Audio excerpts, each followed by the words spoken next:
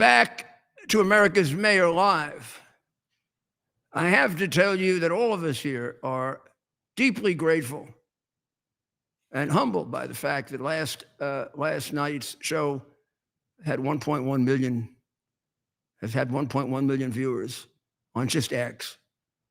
It doesn't count the numbers that we have on YouTube or on Getter or on Instagram, Facebook, or the numbers that we're getting now on Newsmax 2, where it's replayed as a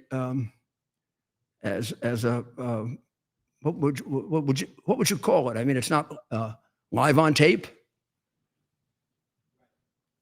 That's live to tape. So they get the benefit of the revelations that we have.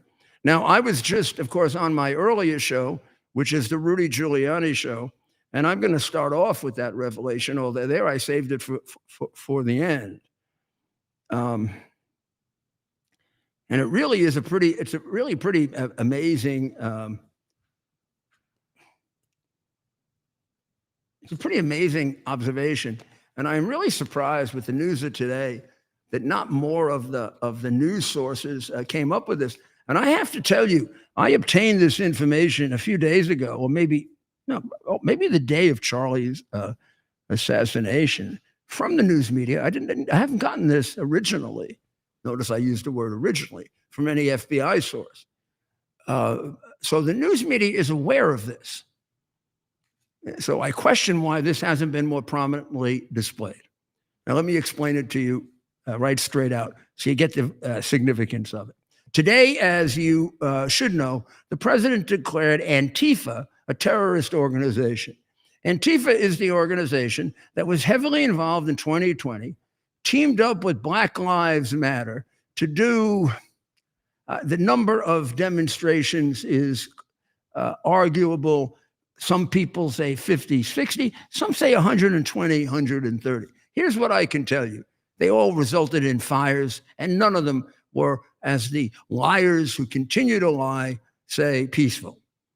They were considerably more disruptive than, any one of them was considerably more disruptive than January 6th. It should have involved people going to prison for a lot more time than people on January 6th. If people on January 6th should have gone to jail at all, I don't know.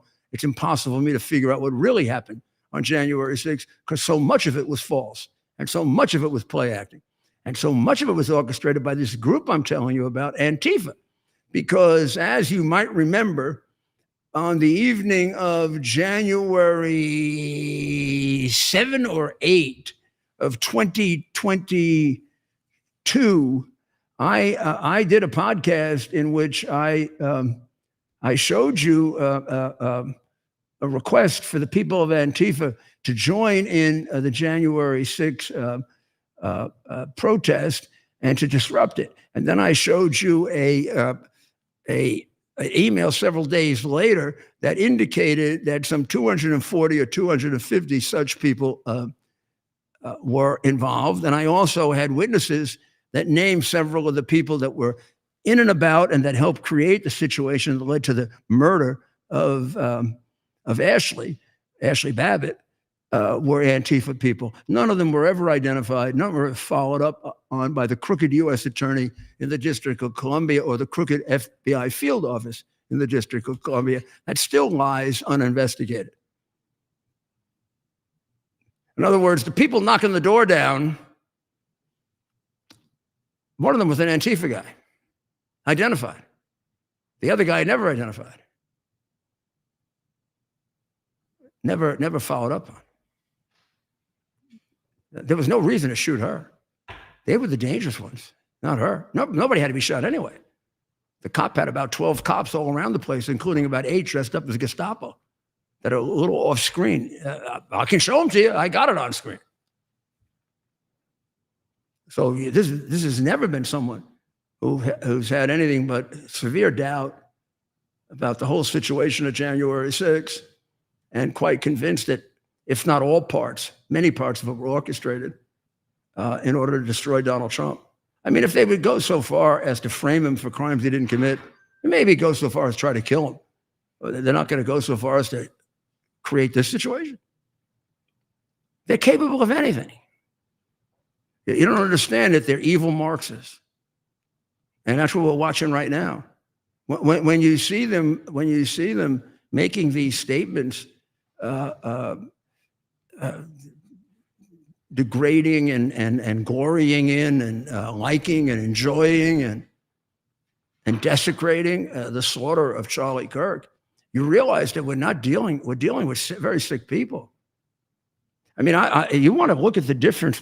They say, oh, the right and the left has violence. Well, first of all, I don't have the time for it. I'm going to eventually do it. I'll do a breakdown of white. I'll do a breakdown of right-wing of violence and left-wing violence, and let's see how it comes out. I'm going to tell you, come out about 10 to 1. And as far as the really serious ones, it's going to come out even much worse than that. And here's the big answer. When January 6th took place and our people were being arrested, many of whom we believe were being arrested really more like in a Nazi state rather than in America, because only in a Nazi state do you show up dressed up like an SS officer and you're really an FBI agent. Or only in a Nazi state do you put leg irons on Peter Navarro. Or only in a Nazi state do you show up at Roger Stone's house with machine guns. When they were doing that, were we having violent riots? Us right-wingers? Did we engage in any form of violence?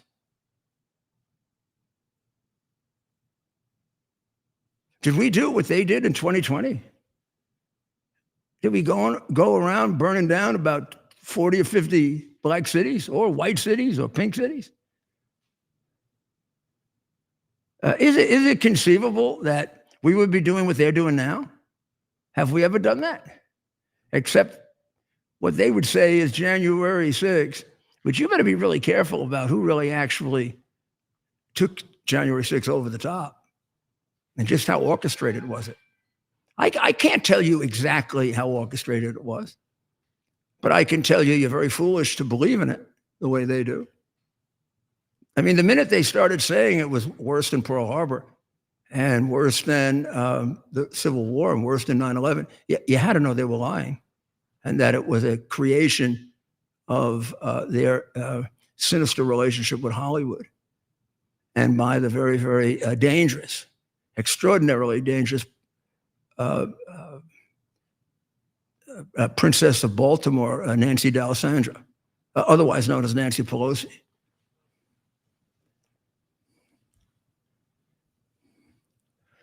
Well,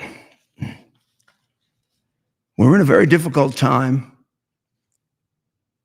There are some horrible things happening. There are some very good measures to deal with it. The Kimmel thing is extraordinary. My credit goes to Benny Johnson. Look, Benny Johnson is one of the best people. If somebody can take up the cudgel for Charlie, it's Benny Johnson. He's brave. He's brilliant. He's unafraid. And man, oh man, did he stick it to Jimmy Kimmel. And I'm not saying this in any kind of vengeance way. I'm saying this, but for the longest time, I've felt that we have to have like a massive break with the way we educate and the way we communicate, meaning on television, radio. How do people obtain their knowledge other than reading? And nobody reads anymore. In fact, if you all read, I wouldn't worry about it so much. Because if you all read a lot and you were very, very well-read people, and you probably are, that's why you're watching us, like the 1 million people who watched us last night. But a lot of these people don't read. They're working on having people read to them. They want AI to not only, they want AI to think for them, write for them. What the hell's the use of having AI write for you? Writing is supposed to be your thoughts. The benefit of writing, actually, I always found if I wrote something, I remembered it better. That's why, there's always the argument in lectures, should you take notes or not? And some people don't have to. They have like these great photographic memories. I have a memory that works very, very much based on, there's a name for it, but I don't remember it because I went through this with a doctor once. Yeah, like I'll give you an example. I have a document right here. It says, this is Trump's comment on Kimmel. So I have it underlined. It says zero talent and worse ratings than even Colbert. I have it underlined. Now, the fact that I have it underlined, I am more than likely to remember that. And I will remember, like a couple of weeks from now, if we have to go back to this, I'll be able to say to Ted, it was in the post and it's underlined. And Ted will say to you, they don't have your underlines on file. Well, we got to stop. We got to. But in all my textbooks, I can go back to college textbooks and remember things that I underline. Yeah. I can go back to my high school second year college textbook, Latin, translating Julius Caesar's Gallic Wars, and some of the phrases as to when he conquered. It begins with he divides Gaul into 3 parts, and I can go back and tell you some of the things that I underlined there. Yeah, but I can't tell you the rest of it. Some other people could tell you the whole thing. That's the kind of memory I have. So that's why I underline. It's also why I make notes. I make notes because once I make a note, it sticks in my head better. It jumps out from all of the other stuff. You're literally using visualization to accommodate your memory. All of this is happening to you, right? So I'm cutting one. That's what I think I'm doing. But if you're a psychiatrist or an expert on learning, let me know if I'm onto something here, or I'm just visualizing a process that is hard to understand completely. So let's cover a little bit of the other news first, and then let's go back to the Charlie situation, which there's so much to it, and I do believe it's going to transform America. I think our concentration on this and our analyzing what's coming out here, because things are coming out of the woodwork that wouldn't, like this Antifa thing with the president doing it today. I know you don't know. I know you don't realize how significant I understand that it is. And I'd like you to appreciate the fact that I do. And mostly none of the others either understand it or they would understand it because I got the information from other people. They just don't have the discipline to sit down. They get all, they don't know. So he wrote these things on the bullet casings, right? So why would a kid who's, 22 years old, not well educated, he dropped out of college. I don't know if he's well read. I haven't seen anything that says he was a reader. They say he was very smart. Doesn't mean he's a reader. You can be very smart and have no knowledge. You just have great natural intelligence. You just never used it. And by the time you're 40, you're a moron. So if you've got great natural intelligence, you got to fill it with something.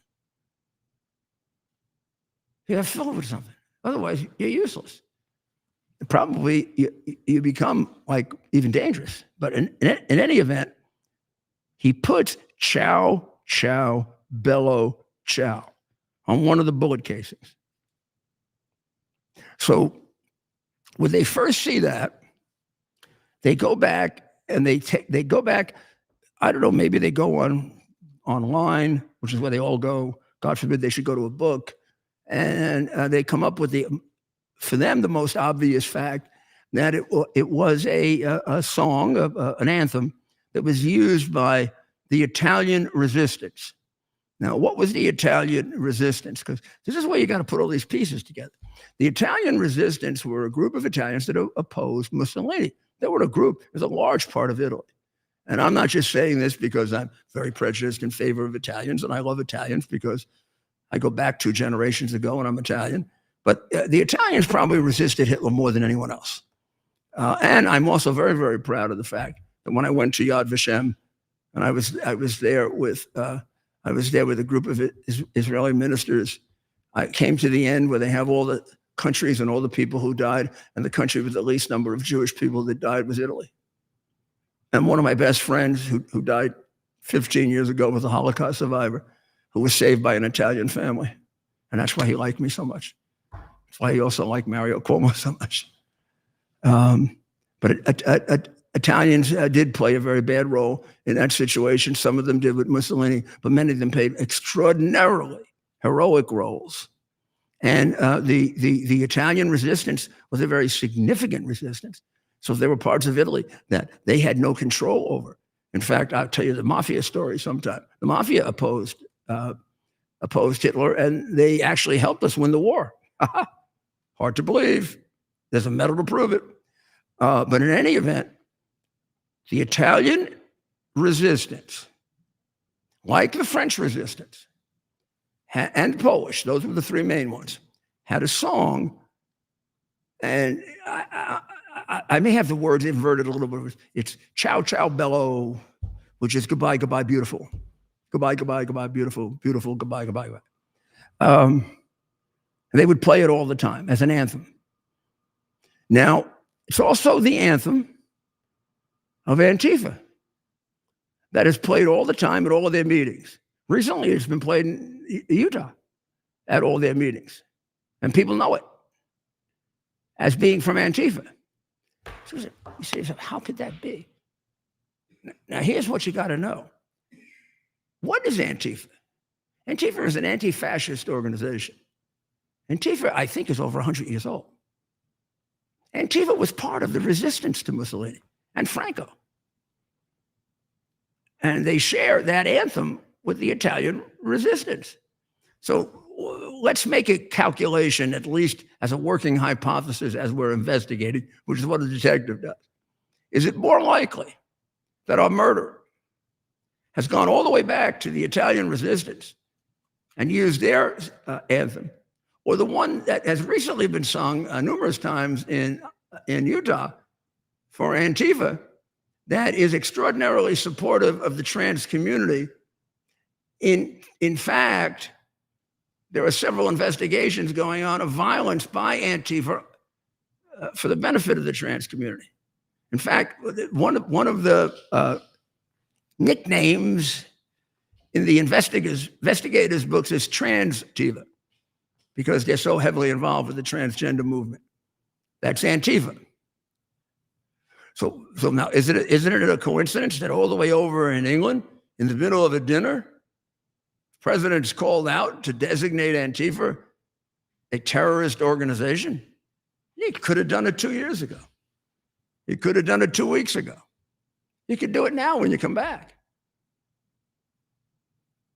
I'll tell you what happened. I mean, I've been in government. I know exactly what happened. Somebody, either Cash himself or one of the guys very close to Cash said, boss, we're investigating, and Cash testified. Do we have that video? I mean, you have to watch things with me like this, and then you get like a hound dog. When I saw this, I became a hound dog. Let me show you this. So Kash Patel. This is when the guy's being beaten up by all these crooked Democrat senators, but he's got his eye on. He doesn't really give a shit about them. Cash is very grounded. Cash knows exactly who they are, and they better watch out because he's the FBI director. Man, I don't know. If I were the FBI director, I wonder how many of them I have in jail by the time I was finished. Legitimately, they're easy to investigate because they're all a bunch of slime. Well, go ahead. Let's watch that. Yeah, We're going to have it up soon.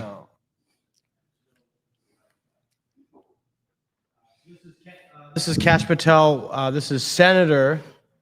This is a Republican senator. Josh Hawley. Yeah. This was a Republican senator who has relevant information, and I think Cash is going to add to it. Right. So we'll play it right here. We are investigating Charlie's assassination fully and completely, and running out every lead related to any allegation of broader violence, and we're producing results on that we'll disclose when appropriate. Good. I'm glad to hear that. Let me just ask you a few questions about that, if I could. Sure. reports have suggested that the FBI is investigating a broader network of groups that may have had some knowledge of the shooter's plans.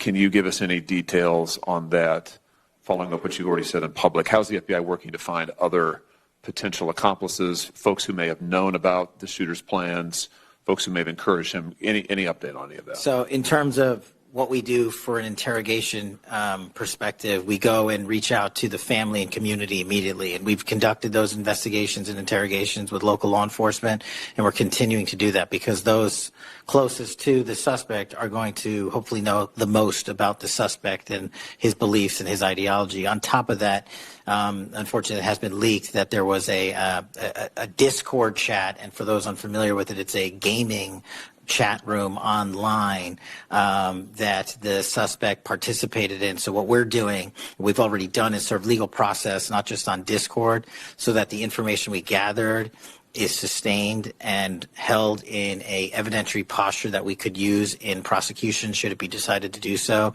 And we're also going to be investigating anyone and everyone involved in that Discord chat. Okay, very good. I see the public reports that the Discord thread had as many as 20 additional users. It sounds like you're trying to run down all of that to see if that's accurate, who else may have been on that thread, what they may have known. Is that fair to say? It's a lot more than that, and we're running them all down. It's a lot more than 20? Yes, sir.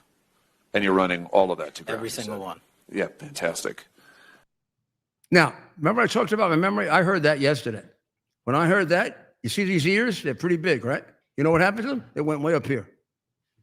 When I heard him say many more than that, he's giving him a message. He's giving a sympathetic senator a message. I'm very concerned about this, and it's real. So you're not off base, Senator. There's a lot of them. Now, that squares completely with all the other information I have, including the predictions, a lot of which have been scrubbed, but some of which were grabbed, and his guys got them all. When they operate, by the way, when they operate honestly, I mean, remember, I was their #1 prosecutor. I got a letter to prove it. I have letters from the FBI director saying I did more with the FBI than any prosecutor in history. I know how good they are when they want to be. They'll run these people down to the ends of the earth. But it just strikes me as way beyond coincidental that in the middle of one of the most important trips by the President of the United States, they interrupt him to designate a group that could be designated any time a terrorist group. It's got to mean somebody's got his nose and his hands into a piece of evidence, and he's got to get it, and he needs some kind of a legal support for being able to do it that you can do with a terrorist group, but maybe you can't do with a non-terrorist group. Now, that should have been there a long time ago. And Antifa was a terrorist group when they helped to exacerbate and make whatever was going to happen on January 6th much worse. And the FBI is in possession of either an email or a post, a text, indicating, and never resolved, that there were approximately 250 Antifa people inside the Capitol, making whatever number of FBI agents were there meaningless. See, the whole pursuit of the FBI agents, there were none. Then there ended up being a dozen. So what? There were a dozen. But this is 250 Antifa people. And all I can do is tell you the ones that were identified for me that night.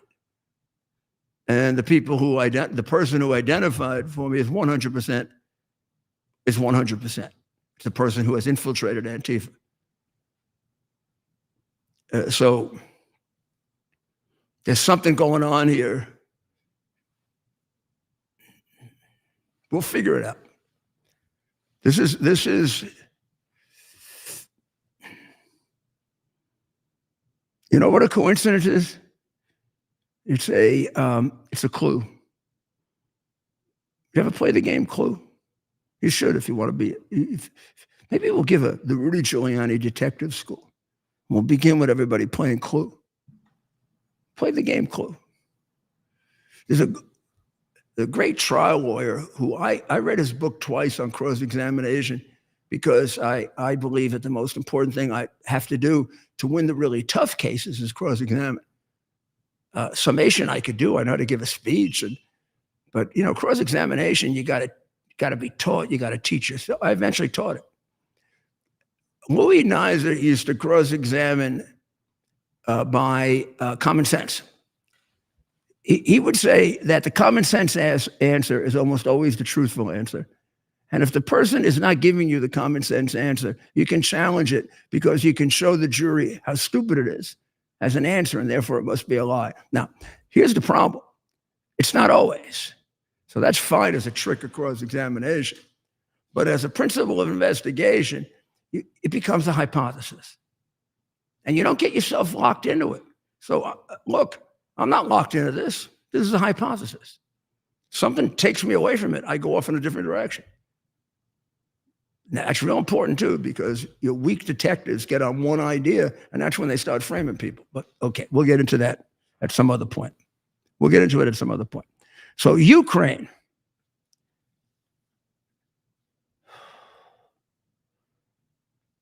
Mr. President, please put the sanctions on Russia. Big time. Everyone imaginable. If there are some we have to make up, let's make them up. Let's get them to stop killing the Ukrainian people. I can't watch this anymore. I just don't think they should have to die. And I do think, I know they're not Americans, and I know Biden started the war, and I know it wouldn't have, I know beyond any doubt it wouldn't have happened if Trump were the president. And I know these souls are on Biden, but I do think that we could take a shot at trying to stop it. And I have this feeling, and God, I'm an old man, and maybe I just stick with my old ideas. But I have a book I read, I wrote a long time ago, and I have a chapter in it which is Stand Up to Bullies. And I always think that it almost always works. If there's a bully, punch him in the nose. I bet he starts to cry and has a bloody nose. Putin, you punch him in the nose, he'll start bleeding. And then he'll look at his blood and he'll get worried. Because Putin's never really had a fight, I bet. Actually, Putin likes to poison people, which kind of indicates he's sort of a sissy murderer. So just put him in a position where his country's going to go effing bankrupt. You can do it. You can cut him off from the international banking system. And Mr. President, you can't wait for all of Europe to do it. Let's be honest, Turkey's not going to do it. Erdogan belongs on their side. I don't know. I know we're supposed to say he's an ally and a friend. No, he's not. I met Erdogan a long time ago. I even negotiated with Erdogan after that. Erdogan is a thoroughgoing Islamic. No. He's not an Islamic maniac. He's an Islamic opportunist. He takes advantage of the violence that is inherent in the Islamic religion and taught by Muhammad, and uses that to solidify his people behind him, because given the corrupt and useless way in which he governs, they throw him out if he didn't. He's a typical dictator, and he's a creature of China, Russia, and the Islamic countries. And he's not a friend of ours in any way. He will not agree to put sanctions on Russia. So now if we say all the EU must put sanctions on Russia before we do, there's like a poison pill, right? One of the crooked members of NATO, one of the ones that we probably should kick in the ass, because at some point they're going to probably really double cross us big time if they haven't already. But they're going to block it. Maybe Spain too. I don't know. Maybe not. Maybe Spain. They suck up to Russia. And when the hell are we completely determined by what somebody else does? We get 60, 70% of the European countries to join us. We have to have all EU. The sooner the better. Take my advice, and we'll take a short break, and we'll be right back.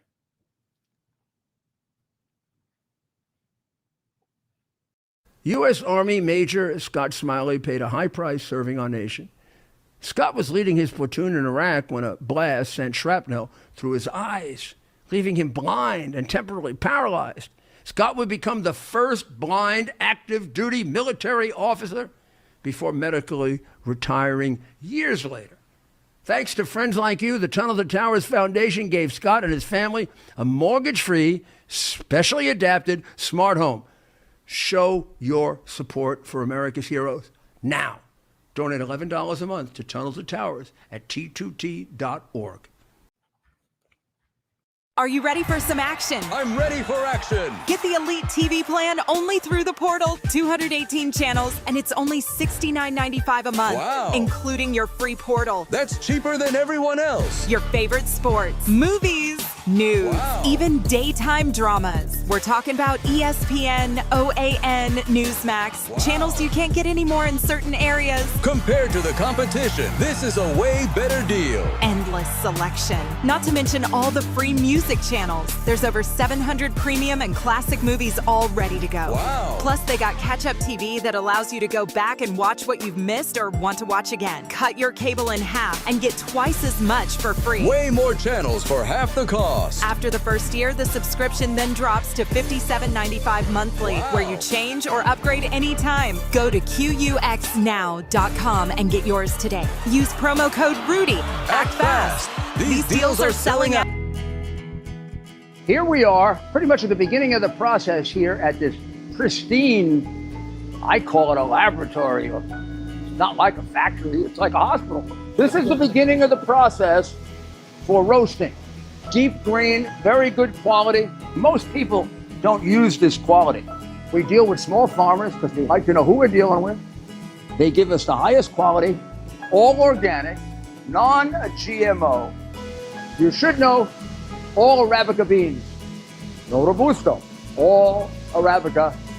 They're going to go into the roaster, and it'll get roasted for about 20 minutes or so.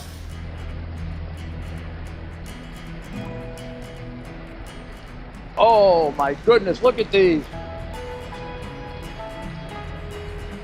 My goodness.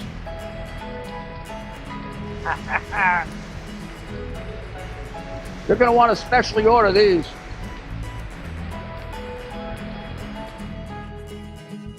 This is what goes into Rudy's coffee.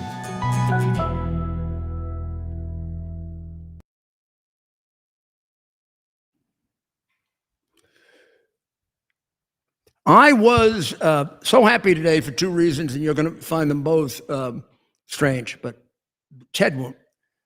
I'm so happy that the president put Antifa on the terrorist list.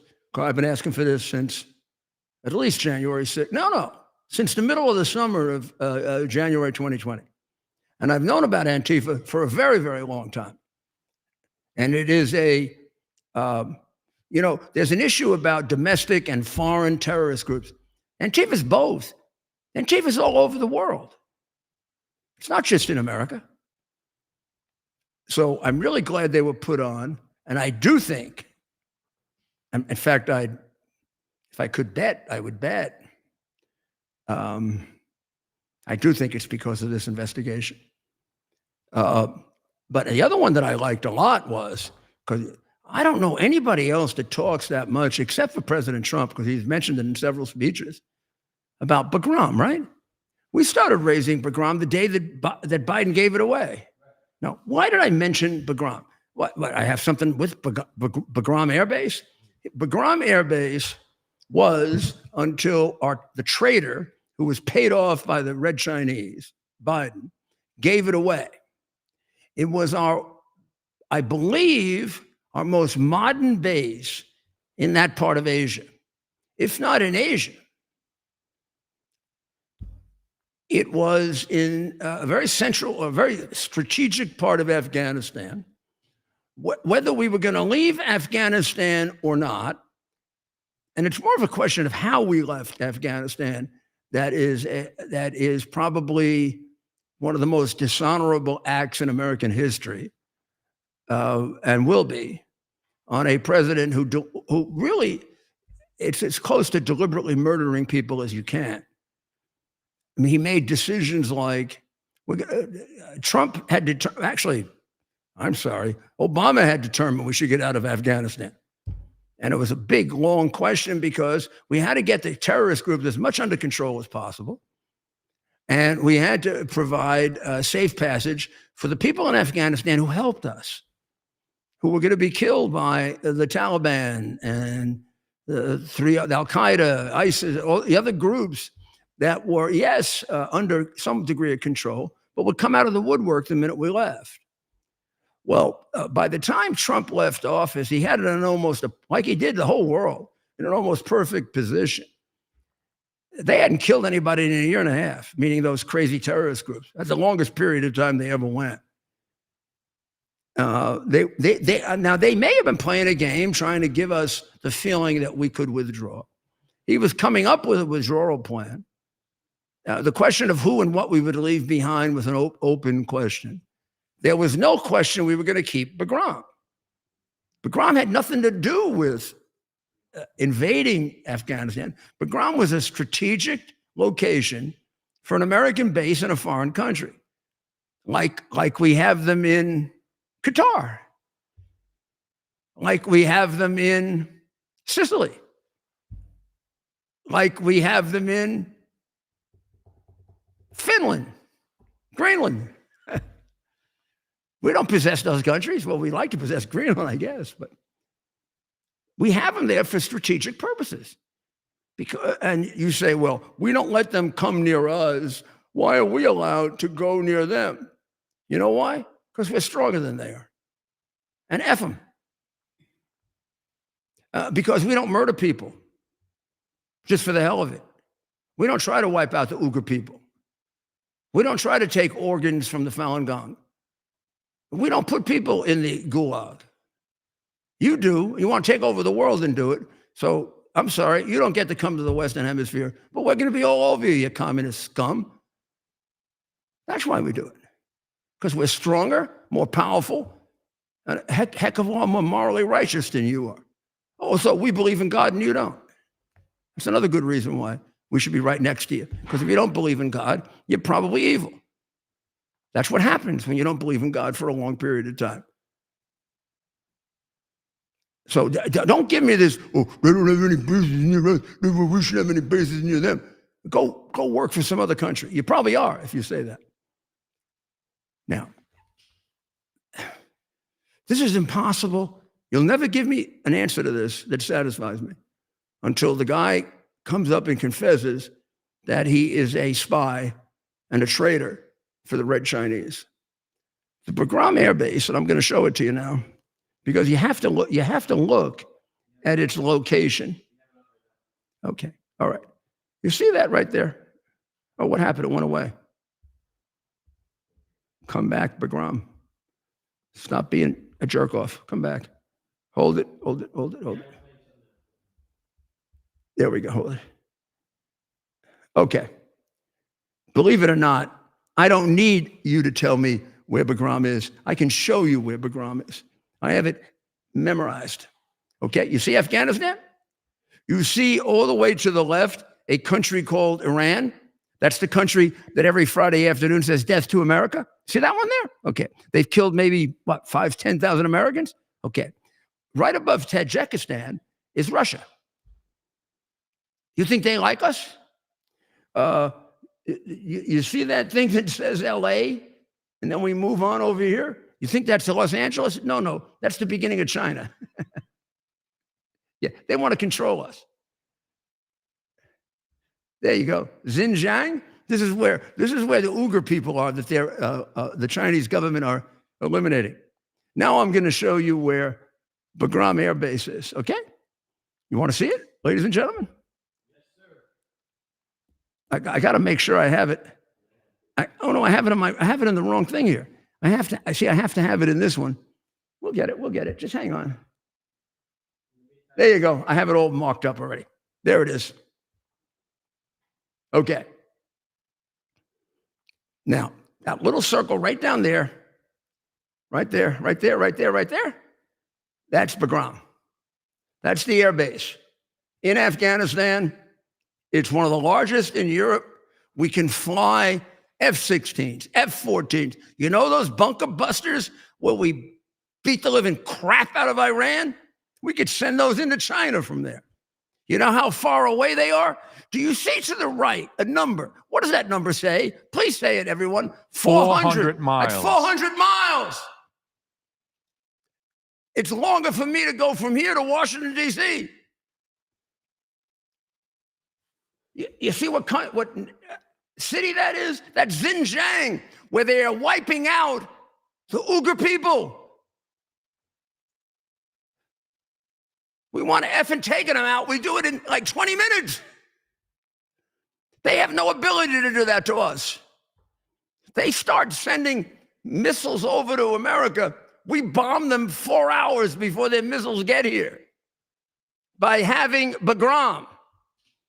Biden gave it up for nothing. Nothing.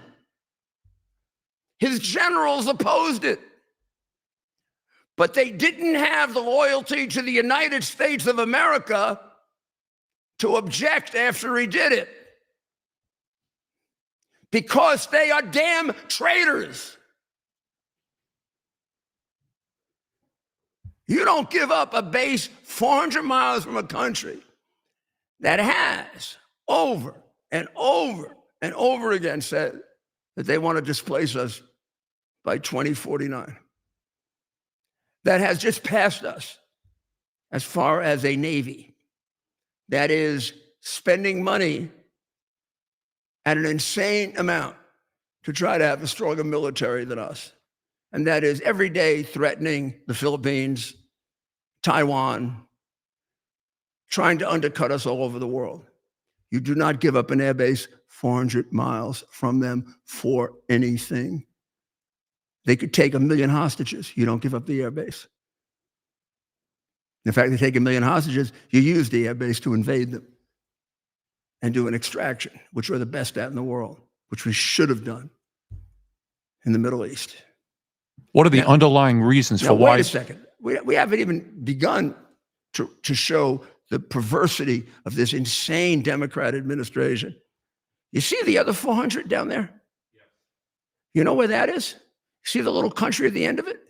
What's the name of that little country at the end of it right there? Iran. Okay, it's 400 miles from Iran.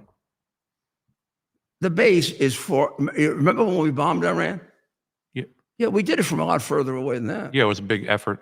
Yeah, we could have put the same bombers right in there and done the same thing. And that would deter them from the nonsense that they were involved in the first place if they knew we were only 400 you know how miles fast away. we get there? Right. Before they even take a breath. Right. Gee, we might not be able to warn them. Like we weren't able to warn Qatar in time that we're going to bomb the shit out of them, that Israel was going to bomb the shit out of them. But I guess we made a mistake, right? Bibi notified us late, and we let Qatar know late, and the president apologized to Qatar. I hope you feel really secure, Qatar, that next time we'll notify you on time. Yeah, just keep harboring the maniacal, insane, homicidal, multi-billionaire Hamas crooks that are sucking around with all your crooks. Keep harboring them and see what happens. I know we didn't get the top guy, but he kind of get a little lonely without his son, huh? Things are not as nice now as they used to be. And they're not as nice now that he's kind of sitting there thinking, gee, Israel doesn't really give a shit if it's Qatar or not, right? They don't even give a shit if Trump gets upset. Or did Trump really get upset? Well, I didn't talk to him about it. He may have been very upset. But in any event, Bibi did it. You think Bibi would do it again if he thought he could kill the same guy? What's the odds on that? Oh, I think they're 100 to 0. How bad do you think Trump is going to feel if Bibi kills the number one guy that runs Hamas and has killed all those Israelis as well as Americans? Those hostages were Americans too. This son of a bitch billionaire killed them. I'm going to worry if we accidentally put a bomb on his head. 400 miles from Iran. I don't know. You need any more? You see the 500 up there? That's Russia. And what are some of the reasons I think Could you have a base in a better place than 400 miles from China, 400 miles from Iran, and 500 miles from Russia? Please tell me where that is. What would be some of the reasons why a Biden administration would sell our country out to such a degree with regard to the Bagram Airbase, those rotten, filthy, depending corrupted on whether animals? you're conservative or you're more expansive in your interpretation of the evidence, there would either be 21.1 million reasons for it or 31.1 million reasons for it. That's the amount of money that the Red Chinese gave the Biden family in the 5 years before Biden assumed the White House. I believe it's 31.1 million low, because I do not believe, I know we have never looked at the offshore bank accounts of Joe Biden, which, by the way, Zelensky could give to us immediately. And there you But have it. without the offshore bank accounts, it's 21.1 million. That's what Senator Johnson and Senator Grassley would tell you is hidden away in offshore bank accounts. And there is a woman who fears for her life that the FBI has done nothing to help. I hope maybe now they have, who has apparently the codes, but they've never bothered to interview her. Now, I don't know if she does or doesn't have the codes. I do know I would have interviewed her. I wouldn't, like Bill Barr did, let her, wait on the street corner. What more do we have to do to prove to our listeners and everybody out there that this is I don't know what else they're capable of? I don't know what else I have to prove to show you that Biden tomorrow should be brought on trial for treason and executed. I don't know what else I should do. I mean, if Benjamin Arnold had to be executed, there's a lot worse than Benjamin Arnold did. Right. If you don't believe this, you have to ask yourself, what kind of cognitive dissonance are you suffering from? It's just an illogical. You tell me, nitwit head, why would you give away a base 400 miles from China, 400 miles from Iran, maybe for the same reason you gave Iran $100 billion? And why wouldn't you prosecute your predecessor who gave terrorists $100 billion in cash? That's Obama, the total phony. Here's President Trump earlier today. President Trump, by the way, you should understand, wants to take Bagram back. Yeah, that's what I'm. God bless. And dignity. And, Watch this beautiful clip. The big air base, that one of the biggest air bases in the world. We gave it to them for nothing. We're trying to get it back, by the way. Okay, that could be a little breaking news. We're trying to get it back because they need things from us. We want that base back. But one of the reasons we want the base is, as you know, it's an hour away from where China makes its nuclear weapons. Look at Starmer's face. You got to watch this again, Mayor. Things are happening, but you got to watch Starmer's face. And dignity. And we're going to keep Bagram, the big air base, that one of the biggest air bases in the world. We gave it to them for nothing. We're trying to get it back, by the way. Okay, that could be a little breaking news. We're trying to get it back because they need things from us. We want that base back. But one of the reasons we want the base is, as you know, it's an hour away from where China makes its nuclear weapons. So a lot of things are happening, but Thank you, Donald Trump.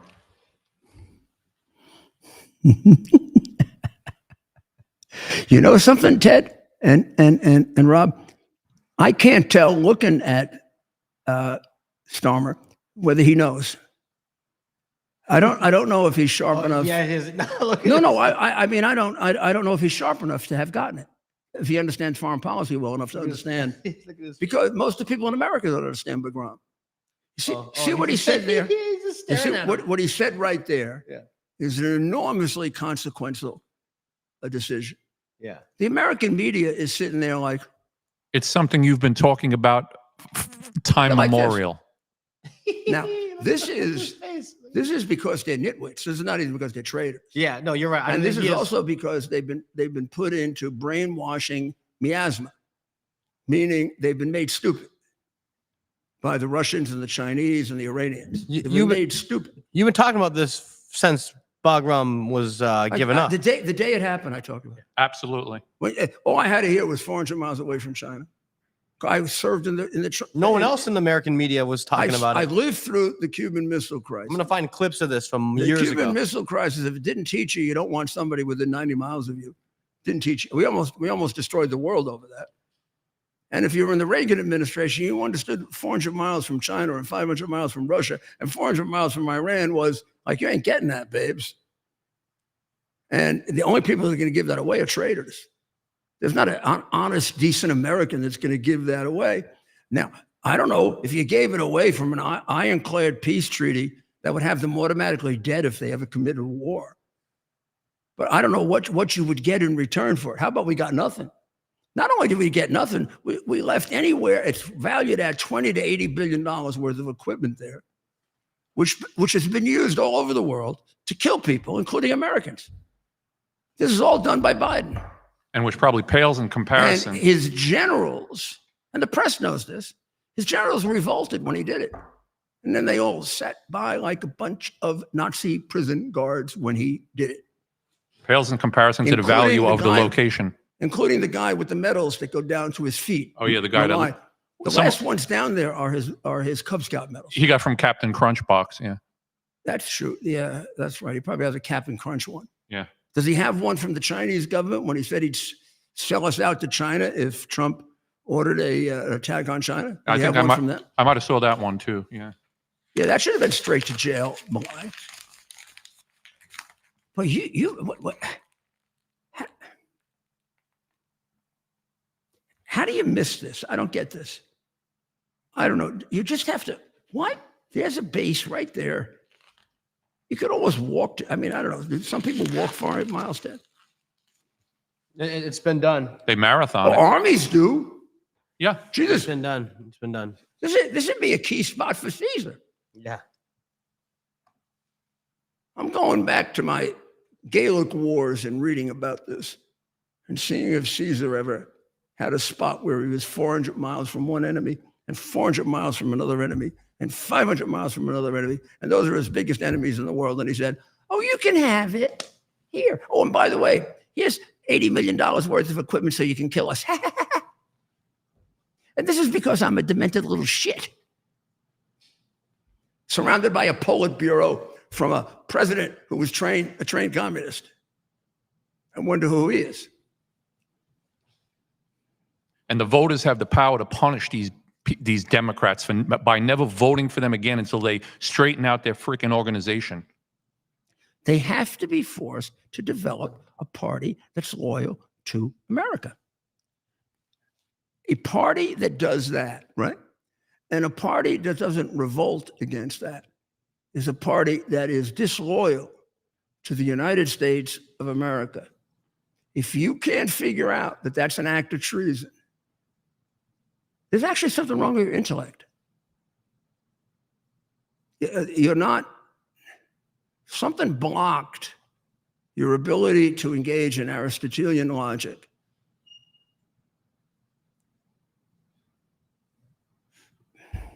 China wants to destroy us. We have a base already. We don't have to put it there. We have it. 400 miles from China.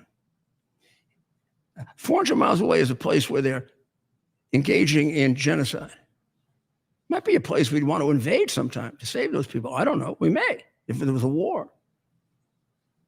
It's a place to secure enormously important places like Kazakhstan, which is a country that's sort of in the middle between us and Russia. Very antagonistic to China. Much more, if we have to worry about Kazakhstan, we have to worry about Kazakhstan with relation to Russia. Over the course of its long history, the antagonism and the difficulties have been much more with China than with Russia. You just have to know that. And Nazarbayev, who was the leader of Kazakhstan, I call him the Tito of this generation, negotiated between the three of us very, very well to get the most for his country, which is why it's the most successful country in that area. But if that's a country where having that base there, this is a country that could go one of I think one of two ways, maybe one of three ways, one of two ways, meaning U.S., Russia. Don't think it'd go China, but I'm not God. So I do know that whoever runs Kazakhstan, whether it's Nazarbayev or now his successor, power. That air base there is a tremendous control on Kazakhstan.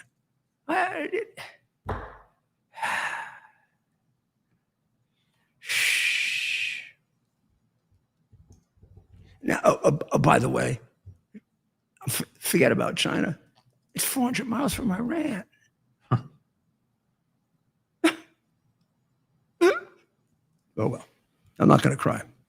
10-foot thick concrete for landing aircraft. So everyone, we're going to change the subject now because I'm getting depressed. Chicago?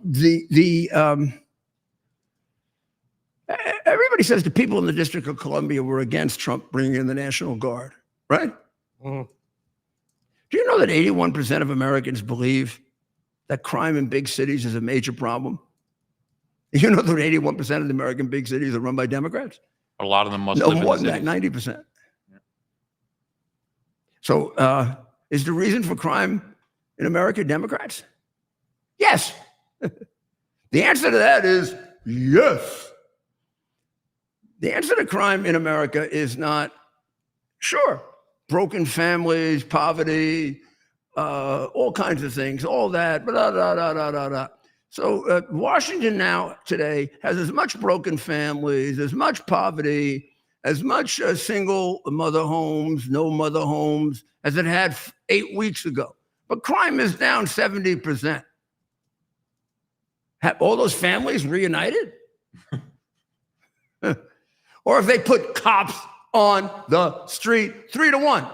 Thank you. They had less than 400 cops on the street in the District of Columbia. That's suicide. That's homicide. That's like saying to the black people, we don't care if you die. And they We're don't. black, but we don't care if you die, but we're making a lot of money. That's like saying we're not going to give you charter schools, even though your future is ruined by the Communist Teachers Union, because the Communist Teachers Union is giving us money, and we don't give a shit about our fellow blacks. So we're going to cut off charter schools. We're going to cut off private schools. We're going to cut off religious schools. And we're going to have you get destroyed, your intellect and your future destroyed in the Marxist public school, which report just came out that for the last 10 years, in direct proportion, the more money they put in, the worse the kids do. And now they're at levels like, I don't know, 35% can do math, 44% can do reading. That means the majority of Americans can't add and read and to come out of those schools. What are we going to do? Take care of them for the rest of their lives? Yeah. And they're going to resent it, and they're going to come and want to kill you. And themselves, mostly themselves. It's already happening. I mean, in a way, if you're not part of that, if you're not part of that, your chance of being victimized by it exists. It makes a much worse situation for you. And my God, if you're a decent person, your heart breaks. But the people that are going to suffer directly are black people. And they don't care. I don't get it. I mean, I never understood when I was mayor why I cared more about the black people of Harlem than the politicians of Harlem. Oh, and these are the famous ones like Charlie Rangel and David Dinkins. And they didn't give a shit. All they cared about was inner city broadcasting and their bribes. When I took over, Harlem was a place you went to got shot. You didn't have a single national store there because they're too afraid to go there. People in Harlem thought that rates that they had to pay in stores were very high because of racism. No, they were very high because there were no stores there. And they couldn't do any volume business. And we changed that, and rates in Harlem became the same as every place else. Why did I try to save the people of Harlem? Because they're black? Because they're Hispanic? Because they're white? Because they're people. They're human. And then beyond that, they're American citizens. They're my fellow New Yorkers. Maybe they didn't elect me 10%, eventually 20. I got 20% of the black vote and almost 50% of the Hispanic vote when I ran for re-election because I was their best mayor ever. I produced the best results for the minority community than any mayor in American history. The New York Times will not tell you that. I took more people off welfare than any mayor even dreamed of. I reduced crime by more than any mayor ever dreamed of. 7 to 8 out of 10 of the beneficiaries ever black people. I didn't do it because the beneficiaries were black people. I did it because the beneficiaries were people. And my citizens, who I really believe I owed the same thing to as the ones who voted for me. In fact, I never believed it was their fault that they didn't vote for me. I believe if they hadn't been subjected to the 170-year corrupt Democrat Party, they would have voted for me. The only ones I never, and we made very good connections, and you can't believe the relationships that I have now when I go back to New York. I'll take you back sometime with them. It'll shock you. But in any event, there is a group that I never, ever was able to win over. Every time I ran, I did better. I got pretty close to a majority of the Hispanic vote.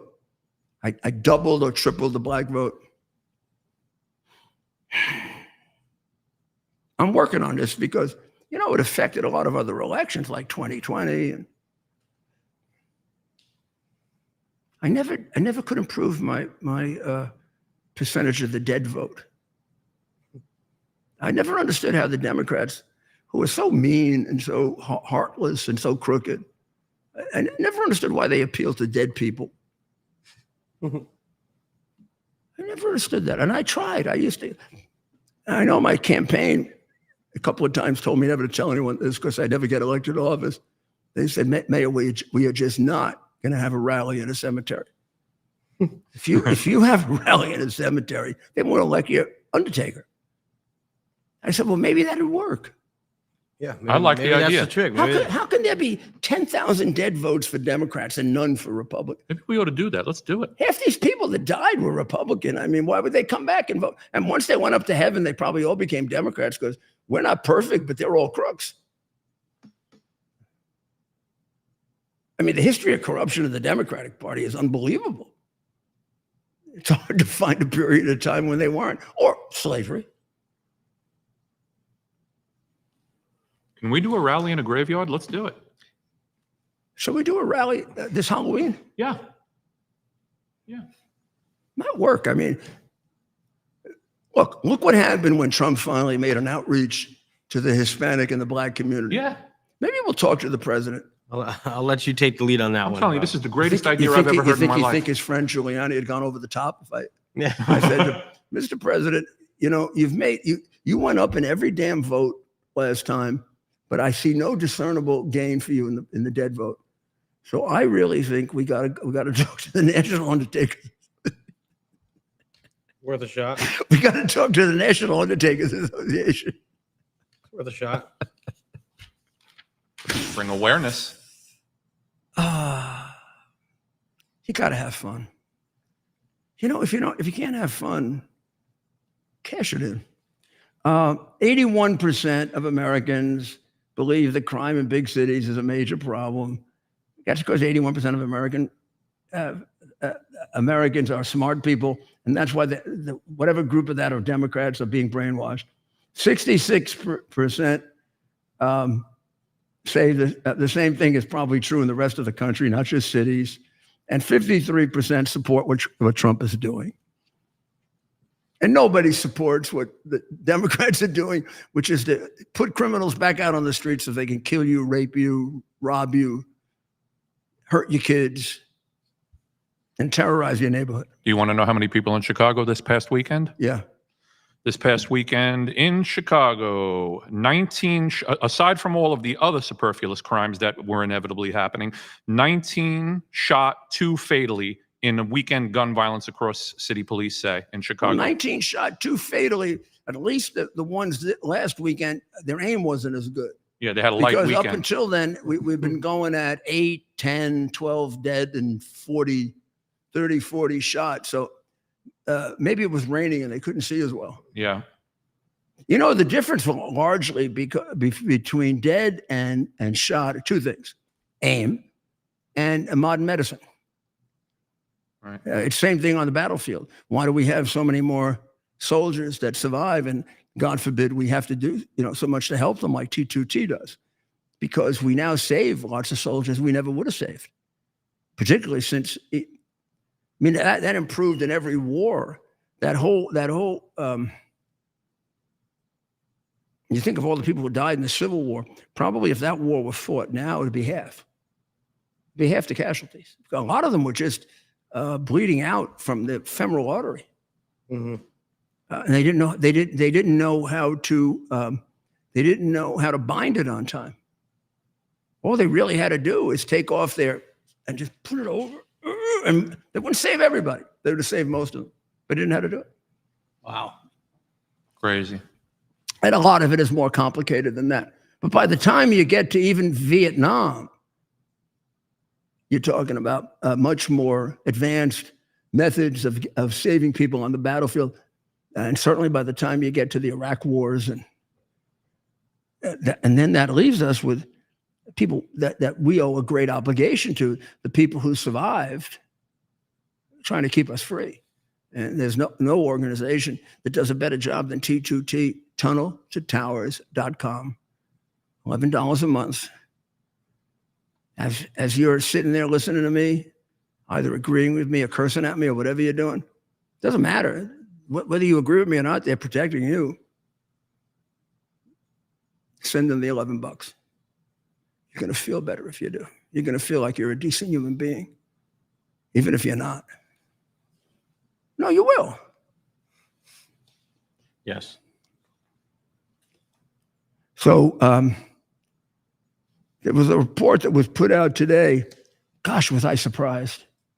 They declassified a 2017, yesterday they declassified a document that told me what I've always known, but now at least my lawyer, Christina Bob, can get the documents that I was on a list of surveillance going back to, 2017, 2018. And then I see all the things they took from different places about me. Some of those places, I don't have any, I'm not even sure it was me. Like they have banks and locations that I never had any relationship with. Now it is possible. I had a company that did a lot of business, not gigantic. I mean, it wouldn't. I generally know, not true. I would know the major business they did, and I'd be able to say, oh yeah, that's John Houvain did that. There probably is smaller business I wouldn't know, but these were kind of fairly large things. What I'm saying is there are things on there that I don't think I have any relationship with. None of it was illegal. They investigated me for 4 years and sent the grand jury a letter saying I didn't commit any crimes. But it was okay to destroy my law practice, my security business, rip my house apart, get half the people in America to think I was some kind of crook, get me disbarred. That's okay. You represented Trump. F you. Trump's not entitled to representation. I looked at the way John Adams did. Actually, it was easier. John Adams had to represent the British troops when they were falsely accused, he believed. I had to represent an innocent man when he was falsely accused. And damn it, I was going to let them get away with that. Now I'm talking about Russia paid for Hillary Clinton, Barack Obama, orchestrated frame up. So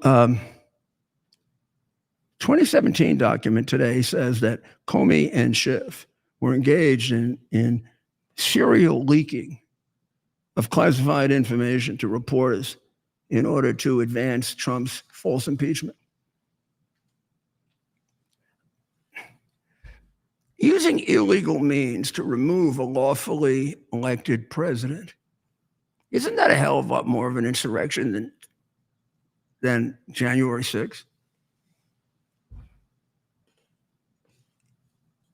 Illegal leaks of a a batch of information that Hillary Clinton paid $1.1 million to make up, false, in order to remove a lawfully elected president. That's not a crime. I bet if a Republican did it, it'd be a crime. And nobody reacts to it here. It's just a little piece like this.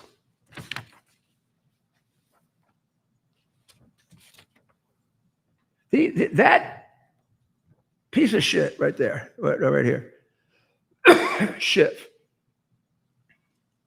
This is like seeing a rat hanging around a vending machine in a subway when you see him. To me, he looks like a rat hanging around a subway machine, vending machine. Except the rat has more integrity than him.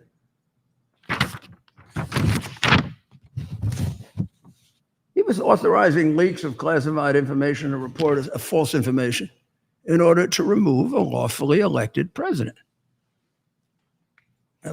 God forbid they should draw the conclusion that it's treason. When are we going to just reverse all of the laws that have made marijuana legal? Because it is blowing the minds of the American people. Every week, a new report comes out about the damage that cannabis does to the human mind, including reports that definitively say the argument that you'd have all the time, oh, it's no different than alcohol. It's a hell of a lot different than alcohol. Hey, there's nobody arguing that you should become a drunk, please. And that being an alcoholic isn't a bad thing. And God, if you are, I love you, and go to AA and get help. And it can ruin your life. So can gambling. But I'm telling you that marijuana is much worse. I knew that 30 or 40 years ago. And the liberals would laugh at me. I knew it because when I was a prosecutor putting people in jail for drugs, I also would participate in drug rehabilitation programs because I have a conscience. You miserable liberal bastards. Gosh almighty, I don't agree with Malcolm X on anything except one thing. The biggest destruction for the black people in America are the white liberals. You really are shit. And I've had to live with you in New York for 50 years. I was never one of you. I was a Democrat, but please, I was a conservative Democrat. When I realized there were liberal Democrats, I quit because you are shit. You're anti-American shit.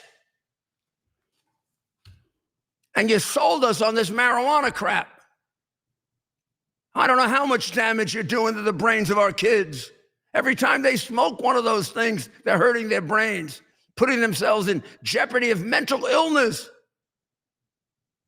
And the damn stuff 40 or 30 years ago was dangerous for your brain. And it probably accounts for this generation of assholes that we have. But this is 10 times more dangerous. And you're still pushing it. You even got the president kind of soft on you. I don't get it. This is dangerous stuff. Look, I never prosecuted a marijuana user, ever. I prosecuted thousands of drug cases. I would send them for treatment and help. And I understand how, marijuana was sold to you. But it isn't even the marijuana it was then. And the marijuana that existed then was bad for you. A lot worse than the other stuff they were comparing it to. And now it's really dangerous because marijuana has an industry behind it now, the way the pharmaceutical people do, and ones that are torturing Bobby Kennedy, the way the defense industry does. All of which don't have the best interests of our country at heart. They have the best interests of their making money at heart. And they'll kill you if they have to for money. And these people are probably worse. They start off mostly as scum. Yeah, in New York, they gave the licenses for the legal marijuana shops to people who have been found guilty of marijuana violations. I swear to God, Hochul and Cuomo and Adams and de Blasio came up with that one. And Hochul Pokel and Adams love our marijuana shops. They want you to You melt know your how many brain. illegal ones there are? Maybe about 50. And how many illegal? About 2,000. That really works, huh? I remember arguing, when the legal marijuana shops come in, it'll just wipe out all the illegals. I said, you have no idea how crime works, because you're either are a group of silly liberals or you're a bunch of effing liars. Because when you make marijuana available to everyone, you think the organized criminals and crooks are going to walk away and say, oh, you can have the business, you little jerks. No, they'll just make it more powerful. They'll give you marijuana that you can't find. And what you will have done for them is double or triple the number of customers. That's exactly what happened in New York. The amount of marijuana overdoses is 3 times, amount of use 4 times. Vast majority of it's illegal, even though we have legal marijuana. And who knows what damage we're doing. You see the thinking capacity of many of the people that are making decisions for us. How does a city like Chicago vote for Democrats for 65 years when every weekend it's, do 2 get killed or do 50 get killed? Do 10 get shot or do 100 get shot? But somebody's going to get killed every weekend, 65 years. And everybody in the city is corrupt. So same thing in New York. You wonder the decisions of these judges in the state Supreme Court in New York and Manhattan, they're appointed by Keith Wright, who's a Democratic boss. Is he still the county leader? Keith Wright, check. His father was let him loose Bruce, who was one of the most distorted judges in the history of New York. Check with Ed Koch. See if Bruce Wright is still the county leader. If he has, he's been there since before Peter Stuyvesant.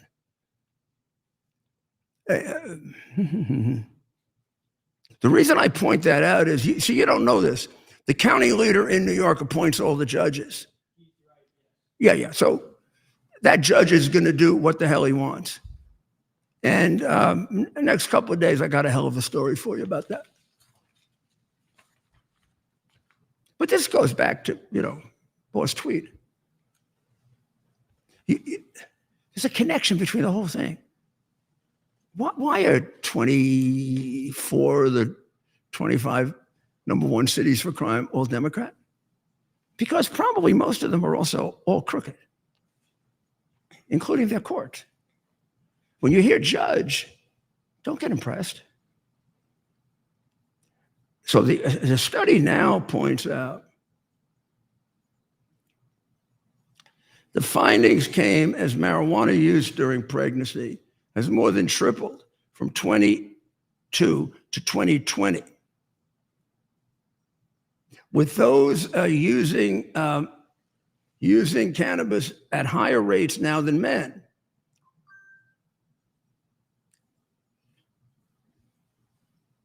Previous research has already linked cannabis use to autism, low birth weight, premature birth, and stillbirth.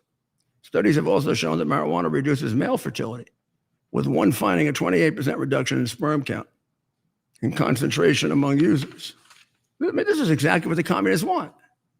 Just give us all marijuana, and all of a sudden, their body count will be 5 times ours. They'll come over, take over, and we'll work for them or go to the gulag. A new study has found direct evidence that cannabis use can cause chromosome errors in human embryos, with women who are detectable THC levels showing a 9% increase in genetically abnormal embryos during fertility treatments. The research, published in Nature Communications, analyzed more than 1,000 women undergoing in vitro fertilization, IVF. I didn't do this study. I don't think some right-wing group did this study.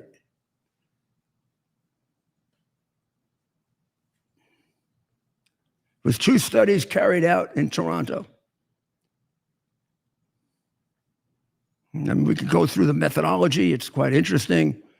Both of them coming to the result that cannabis is lethal in many ways to a human embryo. So you don't care about your kids, smoke marijuana. Avoid cannabis when trying to become pregnant. Gosh almighty. Why not avoid cannabis completely? What do we need this thing for?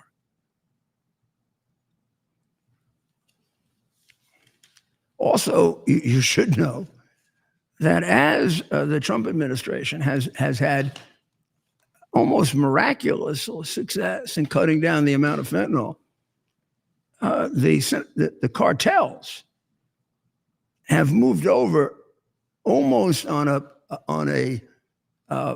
bag by bag basis back to cocaine. They're starting to get people used to cocaine again. Now, I don't know exactly what that means because they use fentanyl in cocaine, but it's the Sinaloa cartel that's doing it. Probably a vehicle for fentanyl. Now, cocaine was their mainstay originally. And this comes from a guy, we'll have him on next week. He's a good friend of mine, Derek Maltz. Nobody knows more about drug dealing than Derek. He's a great DEA agent, one of the very, very best. So I think we've covered most everything. We were going to defend Pam Bondi, but I don't think we have to. We'll do that tomorrow. Yesterday, we defended our friend Cash. our friend Cash, but Cash came through today in getting Antifa named as a terrorist organization. That alone is worth a week's work. Oh, by the way, you might remember this name. Brad Raffensperger is running for governor of Georgia. I think we'll be real active in that campaign, Ted. You think about who Judge Raffensperger is. Swallow. I know who George Raffensperger is. And I know all about George Raffensperger. Yeah. Send your email. You're running against Burt Jones. Is Burt running? I believe so. Oh, Burt will beat the crap out of him. There's no contest. Burt got him thrown off the election commission because he's a crook. We'll catch up on that. Why don't we race. take his deposition and find out if he or the New York Bar Association doctored my video, Ted? One of them did. Right. I didn't do the video. They did, and they took Right. all of the incriminating video out of it. And the judge, who was a product of the Brooklyn crooked Democrat system, while she was chewing her gum and looking at her phone, decided that just taking things off a video doesn't matter. You got to understand, the judge that was appointed was like a judge for hire. They paid her. The Bar Association paid her to crucify me. Don't worry about the facts. They don't matter. Had she found for me, she'd never get another assignment, and the old lady would have no money. So I'm sure she scored 4 or 5 more of these crooked things where she could double cross people and screw them. And because this is the way, I mean, her career was guided, I would imagine in her case, by the county leader in Brooklyn. Need I tell you what the Brooklyn Democrat county leader is like? I told you what the Manhattan one is, Bruce Wright. He's the one that put Anger Moron on. Anger Moron, see, the Democrats will say, Giuliani, you're misleading people. Anger Moron was elected 3 times. And I will say, that is true. I mean, so was Joseph Stalin. But Joseph Stalin never had an opponent, neither did Anger Moron, because they come from communist countries. That's the way you run people in New York County. You don't run anybody against them. So Anger Moron's never been elected democratically, like small d. How about we try something else? He's never been elected honestly. I don't even like using the word democratically because it associates with your party of 170 years of corruption. And you don't walk in on Anger Moron and tell him to fix cases for you. When you own them like this, 3 times you appointed him. You could pull him off anytime. The other one, whose daughter made a fortune on Trump's ridiculous criminal case from the Biden-Harris campaign, nobody even knows that. That guy never got elected. I don't know if it was the same county leader, slimeball Democrat, or somebody else, but he just gets appointed all the time. So they can pull his chain anytime. He doesn't come through for them. Boy, you don't have a job, pal. You think these guys could get an honest living as a lawyer? Have you ever read anything that Engoron decided? A complete stooge. I'm going to leave you with a question for tomorrow. Do you think it would prove that the New York Manhattan County courts were corrupt if they allowed Engoron to make a decision in a case involving me? What do you think? I want you to think about that overnight. Definitely. Do you think it would prove beyond any doubt that the court system in New York and the Bar Association system that supports it, the one that disbarred me, do you think it would prove that they are thoroughly dishonest and they don't really give a shit about public opinion if they let Engoron make a decision about me? And it gets even worse than that when I add the conflict facts. I just want you to think about it.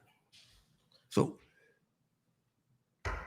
God bless the people of Israel and the people of Ukraine. We want their wars over. I want Iran to be free.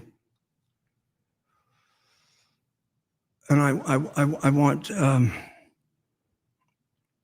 want you, God, to give special grace to the family of Charlie Perkins. So they're very strong people and they're beautiful people. But I want you to give them special grace so that they can take this and do what the Siller family did with the death of their son, their brother, Stephen, turn it into something really good for people. I can see that happening with Erica and all the people around them. We've talked about it sort of vaguely, but I think we can see that there's a chance. This is in flux now. This can go either way, meaning the repercussions from this. This is a major event. Show your support for Charlie Kirk. Now, how we handle it, I know, God, it's how we handle it. But you can help guide us and help our president. I know he doesn't seem like he needs any help. And I was so mean. It was so absolute mean what that guy, Jimmy Kimmel, did in saying, oh, he doesn't care about the death of his good friend, Charlie. I mean, I'm really upset. There are so many reasons why Kimmel just should be the hell out of anything having to do with American life. It's too obvious. But that was just personally mean because the president was talking about other things in order to move America on. He used that to sort of suggest that the president didn't care about the death of his friends. And I know the president is suffering mightily, probably suffering. I'm not going to personally attack Kimmel. I just want him out of American life. Let him go write books or something that nobody reads. Or if they want to read it, at least they know they're reading the works of a mean, totally failed comedian. So we'll see you tomorrow night. We'll get everything ready so we get ready for the weekend and for the memorial service on Sunday. And we'll hope that we continue our progress toward a much greater America that realizes the full potential of becoming a more perfect union. God bless America. It's our purpose to bring to bear the principle of common sense and rational discussion to the issues of our day. America was created at a time of great turmoil, tremendous disagreements, anger, hatred. It was a book written in 1776 that guided much of the discipline of thinking that brought to us the discovery of our freedoms, of our God-given freedoms. It was Thomas Paine's Common Sense, written in 1776, one of the first American bestsellers, in which Thomas Paine explained, by rational principles, the reason why these small colonies felt the necessity to separate from the Kingdom of Great Britain and the King of England. He explained their inherent desire for liberty, for freedom, freedom of religion, freedom of speech, the ability to select the people who govern them. And he explained it in ways that were understandable to all the people, not just the elite. Because the desire for freedom is universal. The desire for freedom adheres in the human mind, and it is part of the human soul. This is exactly the time we should consult our history.